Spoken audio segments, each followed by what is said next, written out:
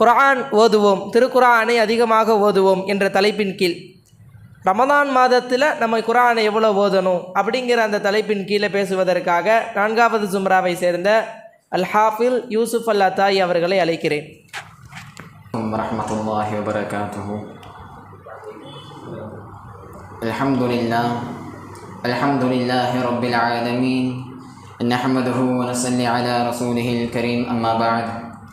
فقد قال الله تعالى في القرآن الكريم والفرقان المجيد بعد أعوذ بالله من الشيطان الرجيم فضل بسم الله الرحمن الرحيم إن الله وملائكته يصلون على النبي يا أيها الذين آمنوا صلوا عليه وسلموا تسليما اللهم صل على سيدنا محمد وعلى آل سيدنا محمد وبارك وسلم عليه. وقال الله تعالى في القرآن الكريم إنا نحن نزلنا الذكر وإنا له لحافظون صدق الله العليم.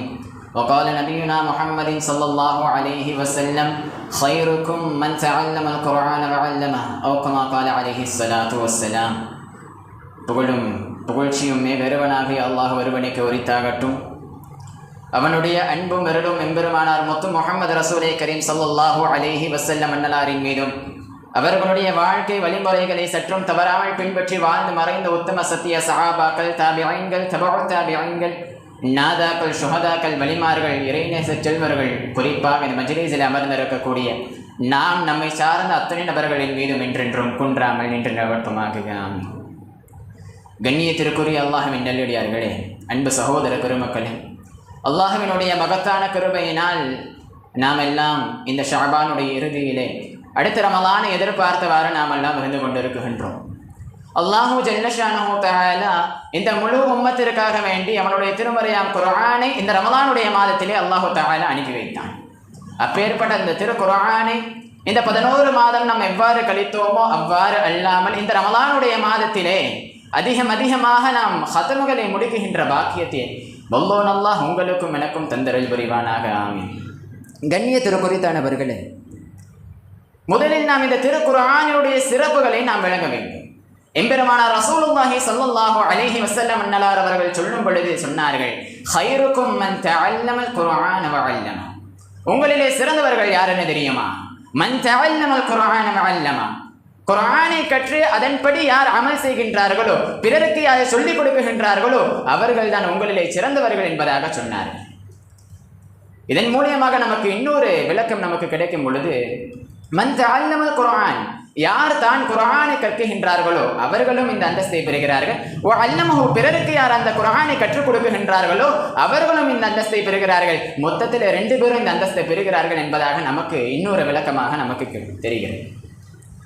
அல்லாஹு ஜல்லஷானஹு தஆலா அவனுடைய இந்த திருக்குர்ஆன் இருக்கும் அடுத்து நாம் வர இருக்குகின்ற இந்த ரமலானுடைய மாதத்திற்கும் ஒரு தஅல்லுக், ஒரு நெருக்கம் என்பது இருக்கிறது, ஒரு தொடர்பு இருக்கிறது. ஏனென்று சொன்னால் நமக்கு அருளப்பட்ட இந்த திருக்குர்ஆனிற்கு முன்பதாக கொடுக்கப்பட்ட அனைத்து வேதமாக இருக்கட்டும், இஞ்சிலாக இருக்கட்டும், தௌராத்தாக இருக்கட்டும், ஜபூராக இருக்கட்டும், நமக்கு கொடுக்கப்பட்ட இந்த திருக்குர்ஆனாக இருக்கட்டும், இவை அனைத்துமே இந்த ரமலானுடைய மாதத்திலே அல்லாஹு ஜல்லஷானஹு தஆலா அனுப்பி வைத்தான். அப்பேற்பட்ட அந்த திருக்குர்ஆனை இந்த ரமலானுடைய மாதத்திலே ஓதுவதன் மூலியமாக பல சிறப்புக்குரிய நன்மைகள் நமக்கு வந்து அடைகிறது. கண்ணியத்திற்குரியவர்கள், ஹதரத் உக்பத் இப்னு ஆமிர் ரலியல்லாஹு அன்ஹு அவர்கள் சொன்னார்கள், நாங்கெல்லாம் மஸ்ஜிது நபவியினுடைய திண்ணையில அமர்ந்திருந்தோம்.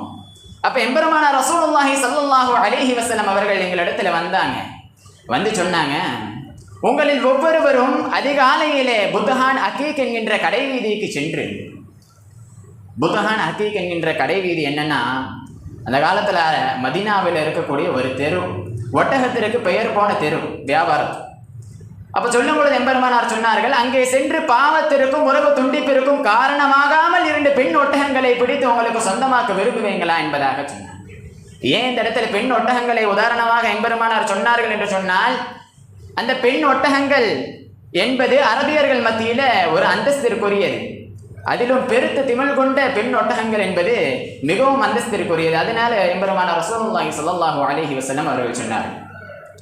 அப்போ சஹாபா பெருமக்கள் எல்லாம் சொன்னாங்க, ஆமா யா ரசூலல்லாஹ், நாங்கள் அதுக்கு கண்டிப்பாக விரும்புவோம் யா ரசூலல்லாஹ் என்பதாக சொல்லும் பொழுது எம்பெருமானார் ரசூலுல்லாஹி ஸல்லல்லாஹு அலைஹி வஸல்லம் அவங்க சொன்னாங்க, அப்படின்னா உங்களில் ஒவ்வொருவரும் பள்ளியிற்கு சென்று அல்லாஹ்வினுடைய திரு வேதத்தை எடுத்து திரு குர்ஆனை எடுத்து 2 ஆயத்துக்களை ஓதுங்கள், 2 பெண்ணொட்டகங்களை காட்டிலும் உங்களுக்கு சிறந்தது என்பதாக சொன்னாங்க. 3 ஆயத்துக்களை ஓதுங்க, 3 பெண்ணொட்டகங்களை காட்டிலும் சிறந்தது.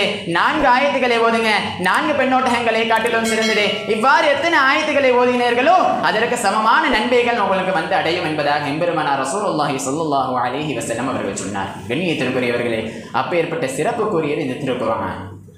மற்றொரு ரிவாயத்தில் எம்பெருமானார் ரசூலுல்லாஹி ஸல்லல்லாஹு அலைஹி வஸல்லம் அவர்கள் சொன்னார்கள், திருக்குர்ஆனை நன்கு தயாரிச்சி அடைந்து ஓதுகின்றவர்கள், சரணமாக ஓதுகின்றவர்கள், அவங்க யாருன்னு தெரியுமா? நல்லவர்கள், கண்ணியவான்கள், மலக்குமார்களுடன் அவர்கள் இருப்பார்கள்.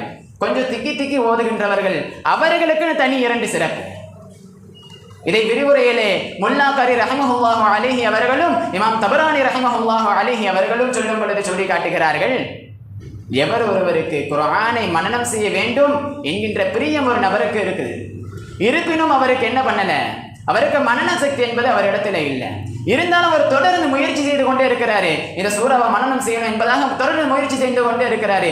இப்படி அவர் மௌத்தா போயிரு, பிறகு நாளை மறுமை நாளிலே அவர் எழுப்பப்படுவாரா, ஹாஃபில்மார்களுடன் அவர் எழுப்பப்படுவார். அந்த அளவுக்கு அந்தஸ்து இருக்கிறது என்பதாக எம்பெருமானார் ரசூலுல்லாஹி ஸல்லல்லாஹு அலைஹி வஸல்லம் அவர்கள் சொல்லி காட்டினார்கள். கண்ணியத்திற்குரியவர்களே, அப்பேற்பட்ட சிறப்புக்குரியது இந்த திருக்குர்ஆன். ஹதரத் உக்பத் இப்னு ஆமிர் அம்ர் இப்னு மைமூன் ரலியல்லாஹு அன்ஹு அவர்கள் சொல்லும் பொழுது சொன்னார்கள், எவர் ஒருவர் சுபஹ் தொழுகைக்கு பிறகு 100 ஆயத்துக்களை திருக்குர்ஆனை திறந்து 100 ஆயத்துக்களை ஓதினார்களோ அவர்களுக்கு உலகத்தை காட்டிலும் பல மடங்கு நன்மைகள் கிடைக்கும் என்பதாக சொன்னார்.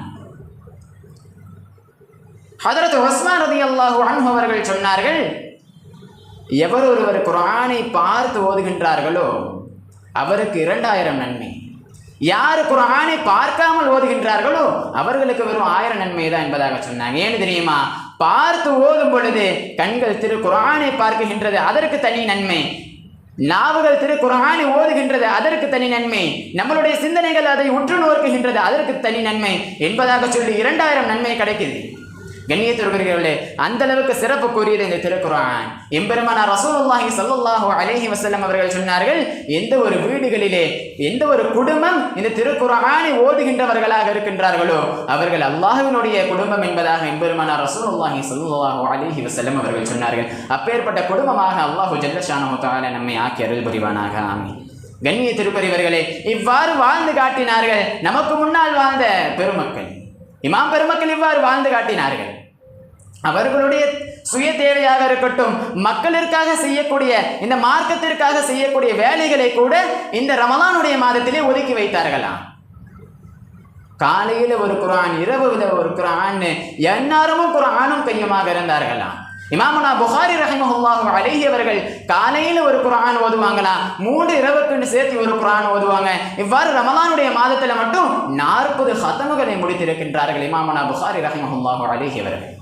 இமாமுனா ஹனஃபி ரஹிமஹுல்லாஹு அலைஹி அவர்கள் ஓதினார்கள், ரமலானுடைய மாதத்தில் மட்டும் 60 குர்ஆன்களை ஓதி காட்டினார்கள். இமாமுனா ஷாஃபி ரஹிமஹுல்லாஹு அலைஹி அவர்களும் அவர்களை போன்ற 60 குர்ஆன் 60 ஹத்தமுகளை முடித்தார்களாம். கண்ணியத்திற்குரியவர்களே, அவ்வாறு நாம் இருக்க வேண்டும்.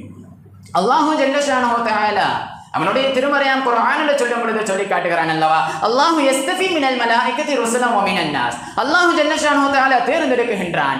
மலக்குமார்களை தேர்ந்தெடுத்தான், ரசூல்மார்களை தேர்ந்தெடுத்தான், மனிதர்களை தேர்ந்தெடுத்தான். அவர்தான் நமக்கு தராவிஹ் தொழுகை வைக்கின்ற ஹாஃபில்கள்.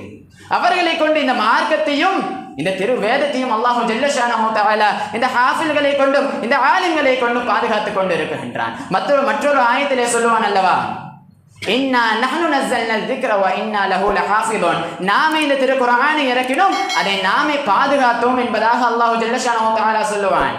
அதே போன்று இதற்கு முன்னால் இறக்கப்பட்ட எந்த ஒரு வேதத்திலும் அல்லாஹ் சொல்லவில்லை, ஜபூரில் சொல்லவில்லை, இன்ஜீலில் சொல்லவில்லை, தௌராத்திலும் சொல்லவில்லை. அல்லாஹு ஜல்ல ஷானஹு தஆலா இந்த திருமறையாம் குர்ஆனில் சொன்னா, அதே போன்று இந்த ஹாஃபில்களை கொண்டும் ஆலிம்களை கொண்டும் அல்லாஹு ஜல்ல ஷானஹு தஆலா பாதுகாத்துக் கொண்டிருக்கின்றார். அப்பேற்பட்ட ஹாஃபில்களுடைய பெற்றோர்களுக்கு எந்த அளவுக்கு நன்மை என்பதாக நாம் சிந்தித்து பார்க்க வேண்டும். இமாம் ஹதரத் முஆத் ரலியல்லாஹு அன்ஹு அவர்கள் சொல்லும் பொழுது சொல்லி காட்டுகிறார்கள், எந்த ஒரு நபர் இந்த திருக்குர்ஆனை மனனம் செய்து அதன்படி அமல் செய்து தன்னுடைய வாழ்க்கையை வாழ்ந்து காட்டுகிறார்களோ அவர்களுடைய பெற்றோர்களுக்கு நாளை மறுமை நாளிலே கிரீடம் என்பது அணிவிக்கப்படுமா. அந்த கிரீடம் எந்த அளவுக்கு ஒளியாக இருக்கணும் தெரியுமா? உங்களுடைய வீடுகளிலே சூரியன் இருந்தால் எந்த அளவுக்கு பிரகாசமாக இருக்குமோ அதை காட்டிலும் பல மடங்கு பிரகாசமாக இருக்குமோ, இந்த உலகத்திலும் நாளை மறுமையிலும் விட அந்தஸ்து மிக்க அவர்களுக்கு ஆடை என்பது அணிவிக்கப்படும் என்பதாக எம்பெருமானார் ரசூலுல்லாஹி ஸல்லல்லாஹு அலைஹி வஸல்லம் அவர்கள் சொல்லி காட்டுகிறார்கள். ஆக கண்ணியத்திற்குரியவர்களே, இந்த மதரசாக்கள் என்ன செய்கிறது என்று சொன்னார், காலம் முழுக்க குர்ஆனினுடைய எழுத்துக்களை பாதுகாப்பதற்கு ஹாஃபில்களையும் அதனுடைய கருத்துக்களை உருவாக்குவதற்கு ஆலிம்களையும் உருவாக்குவதுதான் இதை போன்ற மதரசாக்கள் என்று சொல்லியவனாக என் உரைக்கு திரையிடுகிறேன். வாஹிரு தஅவானா அல்ஹம்துலில்லாஹி ரப்பில் ஆலமீன். அஸ்ஸலாமு அலைக்கும் வரஹ்மத்துல்லாஹி வபரகாத்துஹு.